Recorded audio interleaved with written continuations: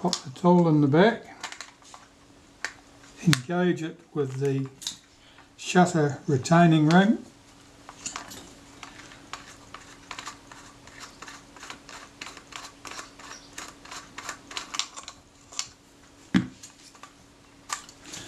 here's our shutter release, our shutter assembly rather, free of the camera. See a paper shim there, looks rather oily. We'll pop that shutter to one side. Back to the camera body. Single screw at the top here is connects the focus assembly to our rangefinder. These two screws hold that ring on that connects to the lever that screw was fixed to. That can come off. And we can lift that out of the camera with only a minimal amount of fighting.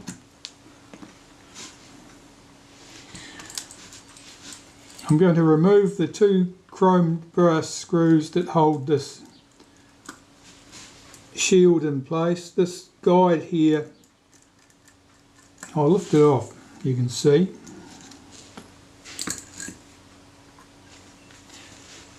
It holds this gear in place. That gear is connected to the shaft that runs to the back of the camera, and at the other end of that shaft it's coupled to the shutter cocking rack. So as the shutter cocking rack moves along this way, it moves the shaft which cocks the shutter at the front of the camera.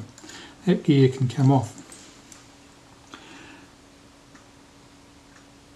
I need to mark our focus helical so that I can put everything back in the correct place when I reassemble it, so that if the camera had been correctly focused before taking it apart and you mark it carefully,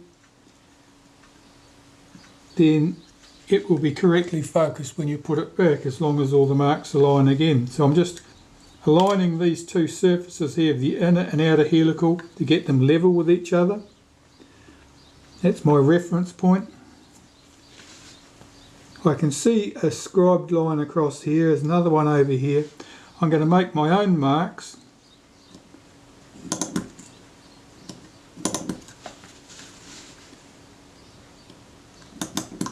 And I'm marking from the focus scale ring through the outer helical and the inner helical, so that I know how all of those components are aligned relative to each other. So there are 4 screws that hold this in place.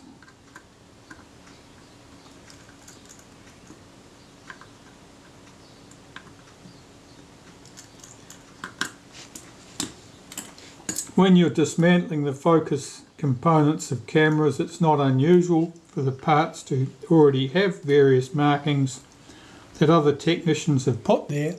If you can decipher their markings and they make sense to you, by all means use them. I always find it more convenient just to ignore them and make my own set. 4 black screws hold the bellows to the back of the front standard.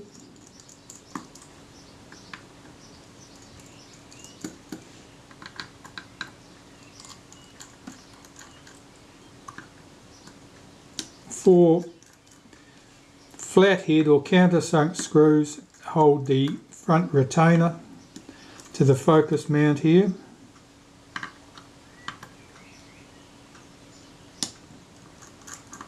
That one was tight.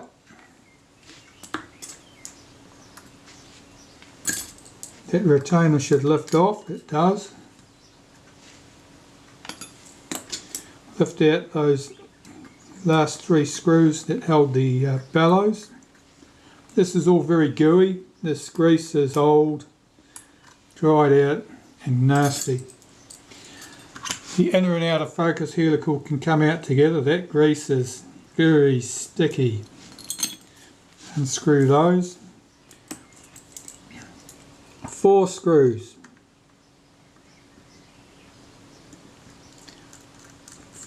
4 nickel plated screws here. They hold the focus mount to the front standard.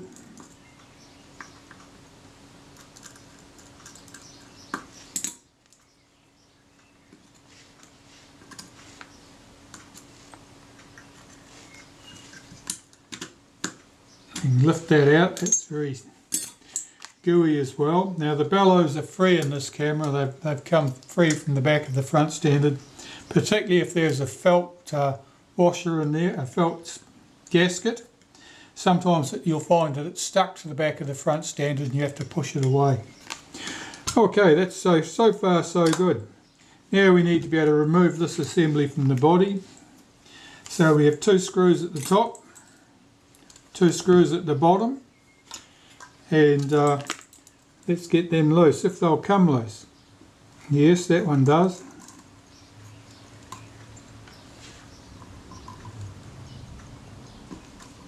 Often those screws are very tight, they need a little bit of encouragement. These are not tight. Well, they're tight as screws goes, but they're not tight for screws doing this particular job.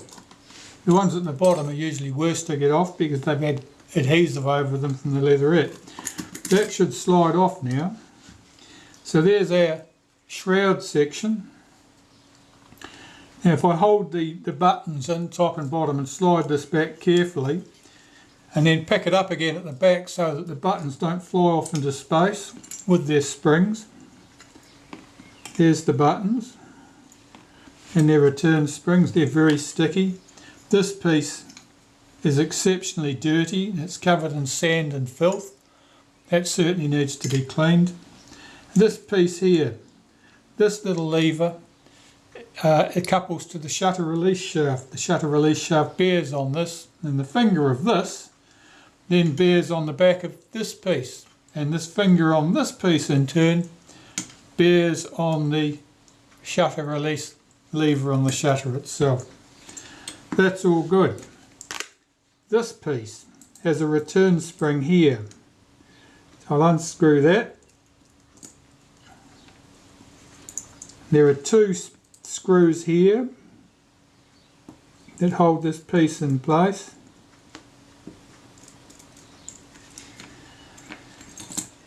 It's not very uncommon to find that this piece has been buggered about with by someone trying to bend it up or down in order to adjust the point at which the shutter releases. This one looks okay. Don't be surprised if that looks a bit damaged, and that should be square. That should be square in there, it shouldn't be pointing uphill or downhill. What have we got left in the body? Well, not much, just the guide bush for our transfer shaft there, single screw from the top. There's the little guide and there's the transfer shaft. This gear here couples to the bottom of the shutter cocking rack.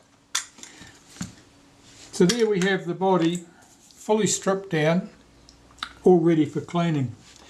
Now my usual procedure is that all those loose mechanical parts, anything that hasn't got a paint on it, goes into the degreaser, and it'll soak in the degreaser for a few hours while I'm doing other tasks.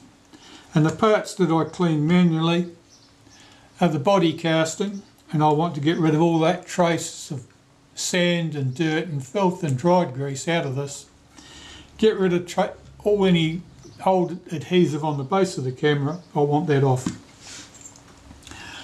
The front standard, you can probably see that that's very stained with oil and grease. All of that needs to come off, all that needs to be nice and clean.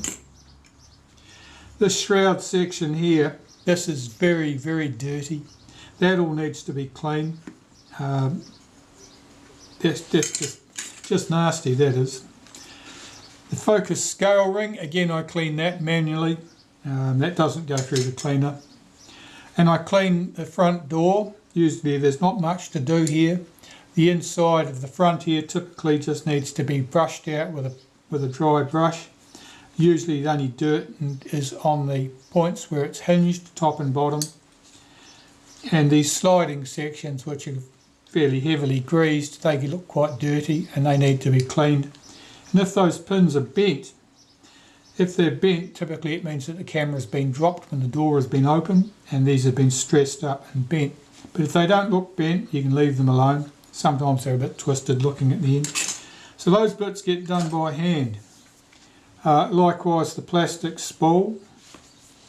The aluminium sprocket very rarely needs much more than a very quick wipe.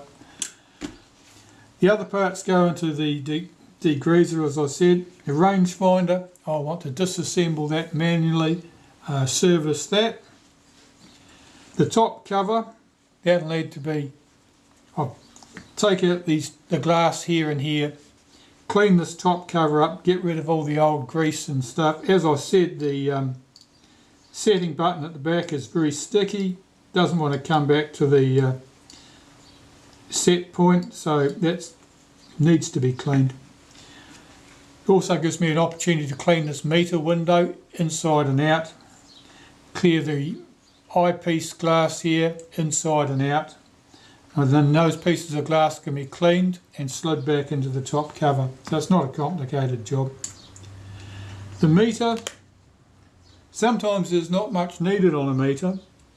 The points that need to be watched, this needs to be free from any grit or dried grease, needs to be running nice and freely. This one's pretty borderline. There's a post here that follows the action of this cam. The post is connected to this yellow follower needle and it pivots, and a pivot point right in here. Now if that's dried out, if there's no lubricant on that, it may be dried out, then you'll find that the yellow pointer is sticky, so that the cam here may pull the lever across, but when you move the cam away from it, the lever does not return under its own steam, and that's usually a sign that it's sticky at this point and it's going to need a touch of lubricant at that point in order to fix it. To do that, you want this top piece off. There's a screw here and a screw here. They're very fine, easily lost. Take care if you unscrew them, not to lose them. But I'll be taking that off so I can do a good job of cleaning that top cover. That will bring me to the shutter, and the shutter and lens assembly, they'll be stripped, serviced, and by the time I've got the meter, the top cover, the shutter and lens assembly, the rangefinder and the body components all good, it'll be about enough soaking time for the other components in the degreaser, and they can go from the degreaser to the ultrasonic cleaner, be given their recommended 15 minutes in the detergent and the hot water in the ultrasonic cleaner, and they will come back looking like new parts, and then it'll be like reassembling a new camera. That's the theory. Well, I'm working my way through cleaning this base of this, well, the body casting. That's mostly clean now, and you'll remember I mentioned there was signs of glue or something, some adhesive sitting on top of the levers down here. Well, in the body, I'll get you positioned so you can see it. In the body, yes, right at this point here, you can see that staining. Well, that's adhesive, and it's run down from the edge there where the plate would have sat over it like that, and it means that somebody was pretty heavy-handed with the adhesive, I'd say, when they were putting the leatherette back at some point, and it's just run down there and through the body, and it's very fortunate indeed that it didn't stick those levers in place and stop the camera from working altogether.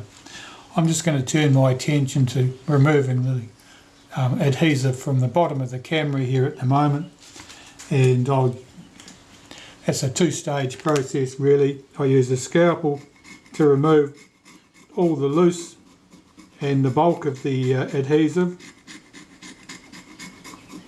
and then I'll use a solvent to clean the rest of it off the surfaces.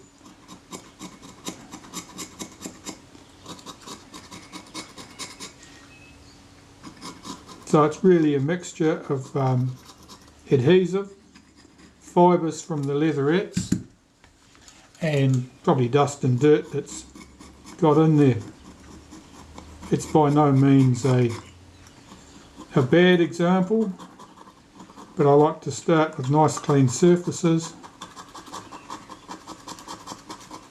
for when I eventually have to put the leatherette back in place. The leatherette on the base of this camera, of course, is reluctant to lie flat.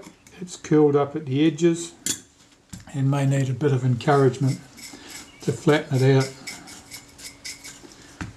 There's a couple of things you can do if leatherettes are a bit curly. One of the things you can do is, after you've scraped off all the old adhesive and rubbish from the inside surface, you can often soak the leatherette in some warm water with a bit of dishwashing detergent and leave it to soak for a few minutes, and it'll soften up. Typically what I do then is I place it between two pieces of tissue, then run a warm iron over the top to press it out, and typically you'll end up with a nice flat leatherette again. You just have to use a little bit of caution, and it's not guaranteed to work in every case, but it can certainly improve things like this one here. You can probably see by the reflection of the light from the window, that's quite domed up around the centre there because it was never glued down properly at all. There wasn't glue at that point. The glue was in great wadges and other places. Just clumsy repair work by someone. So I've just about finished cleaning up this body. I've used a bit of solvent to clean up the surface here. Come on camera, hurry up and focus. Is it thinking about it? Yes, there we go. So I want to get that surface clean. Alright, it's time to reassemble the camera. While the parts were being degreased and cleaned in the ultrasonic cleaner, I have serviced the shutter, the rangefinder, the exposure meter, which I have here. That's been cleaned and everything's working nice and smoothly, no grit and dust. And the body, of course, I've finished cleaning this as much as I need to. Got rid of all the glue and rubbish from the base of the camera, got rid of all the grit and sand and old dried grease from the body. But it's time to start reassembling things, and typically I would start reassembling these parts, because basically that's the place to start for me. There's two options. You could start by putting these components back into the camera, or you can start assembling the film advanced components. At a certain point this has to be in before you're going to get any further. So I'm just checking for the correct screws that I want for this piece here. That's part of the shutter release mechanism. Of course, all the screws are fresh from the cleaning, so they're all just loose in the tin. So I want those. What else do I need? You need to put the transfer shaft back in the camera body, and I'm taking the opportunity to check the state of the teeth on that shaft to make sure that they're not deformed or damaged in any fashion. That looks good. And there's one small screw that holds that into the body, and we require a spring and its retaining screw, which is this one.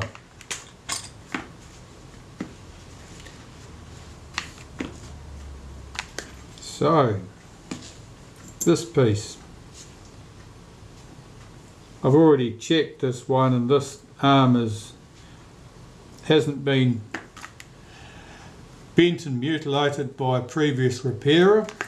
Sometimes people will reach in from the front of the camera with a pair of pliers and bend that arm down in order to adjust the point in the action of the shutter release mechanism that triggers the shutter itself to fire. Needless to say, that's not the correct way to do it. but that doesn't stop people.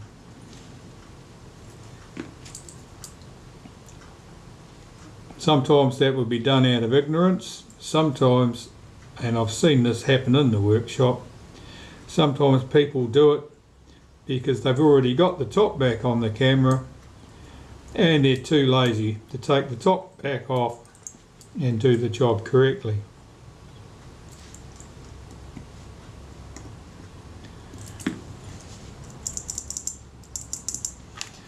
That's running smoothly enough. I think a little bit of graphite powder there wouldn't hurt. Pop that aside for 1 second. We need to get this back into the camera body. So, I'll start with a little bit of synthetic grease. Put it on that transfer shaft end there, just making sure it's on the gear teeth and on the shaft itself, both sides. Here's the little bracket that holds it in place. I can see that that's the little patches of corrosion on it. Nothing serious, it just means the nickel plating's gone there, and that in turn means that at some stage that's probably been wet. The camera may have been splashed or something like that. Right, so we have to set this bracket, this little bracket here that holds this in place. The screw hole at the top is oversized. That allows you to be able to move the whole thing backwards or forwards. If it's pushed too far backwards, that bracket will bear against the shutter cocking rack and it'll create a drag or a load there. If that was severe, you'll notice two things. First, that the advanced lever won't want to return to the park position by itself, it'll need to be helped. But on the advanced stroke, when you move it in the forward position, it'll also be undue resistance because of the friction at that point. Because of the friction at that point, it means that the load on the top, where the cocking rack is being drawn through by the gear on the top of the film advance shaft, it means there'll be more forces being applied there, greater forces, which means that the teeth on the cocking rack are more likely to fail. So it's quite important that there's not too much force required to move the rack. That's what happens if this is moved too far back and effectively it's dragging on the rack. If it's moved too far forward, it allows the rack to float. And if that rack floats, what happens is that it doesn't contact the full surface of the gear on that rack, that little transfer shaft that you can't quite see down that slot. It'll be, if it's running off to one side, only say 2/3 of the cocking rack might be running on that gear. And what that means, of course, is that it's working a lot harder. Those surfaces are transmitting all the load that should have been spread across the entire width. And it means that the cocking rack will likely fail at the lower end where it contacts that gear. So it's quite important that this doesn't drag, that there's sufficient clearance there that the cocking rack can move smoothly. And by the same token, it's important that it's not too loose so that the cocking rack will drift off that transfer shaft gear and only be transmitting the load through a narrow part of the teeth. I've found from experience that using a 4/1000th of an inch feeler gauge is a very good guide to how much clearance I need at that point when the cocking rack's installed. Of course, the cocking racks possibly vary from one to another, so it's the cocking rack that you actually install and that's important there. If you are going to replace the cocking rack, then it's the new cocking rack that's going to be important. So at this stage, it's time to look at the cocking rack, and I'm checking this closely to look at the condition of it. I can see that it's dark right at that point there on the teeth. It almost looks blue. That's odd. On the inside surface, I can see a scuff mark across there. It's cut through the nickel plating. It's rubbed through to the underlying brass, which instantly tells me this is a brass cocking rack. The early ones were all brass, later ones were steel. As it happens, it didn't really make a lot of difference. The idea of moving to steel, I think, was to get some extra strength out of them because of the reputation for failure. In practice, it probably made very little difference, and I certainly wouldn't be overly concerned if the camera's got a brass cocking rack rather than a steel one. I'm just looking at the state of the teeth, and I notice that one of the teeth here is distorted. You can possibly hear as the screwdriver jumped over that, there's a little bump on it. There's like a little hollow on that tooth.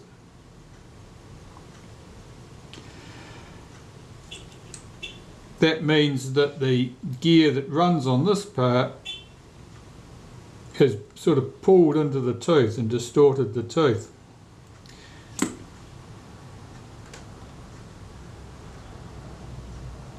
I don't think that's bad enough to warrant a replacement rack.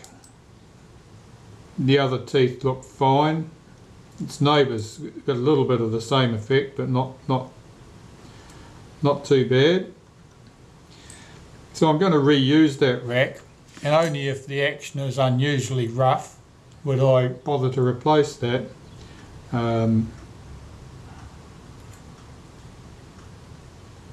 I think that'll be fine. So I've got to check the condition of the teeth on the bottom of the rack here, and the first thing I'm interested in is that I'm looking at the surface or the edge of those teeth, and I'm looking to see whether that transfer gear, where the gear on the transfer shaft has been running in only part of that rack. Now, there's a little bit of roughness right on that last tooth. I can just feel that with the tip of a screwdriver. Likewise the other teeth, which suggests to me that that space here had been too wide and this is floated. Again, just as with the teeth at this end of the rack, the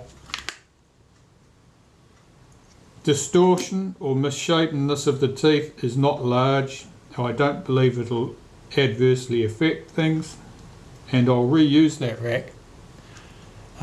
It's very slight. Unless you were particularly looking for it and you particularly knew what to look for, you probably wouldn't pick it.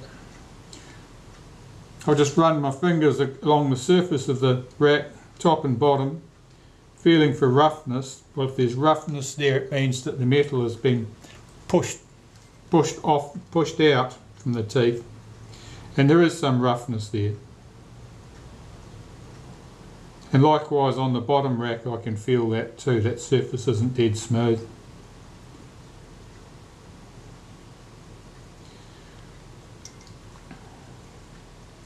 However, I think that'll do our job.